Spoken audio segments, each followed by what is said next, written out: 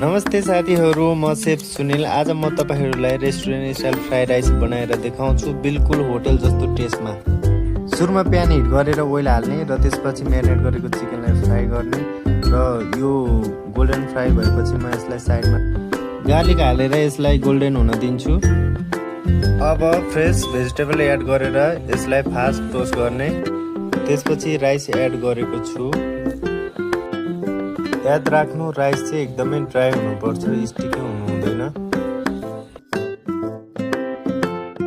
Rice add गरेपछि चाहिँ हामीले हाई हिट गर्नुपर्छ।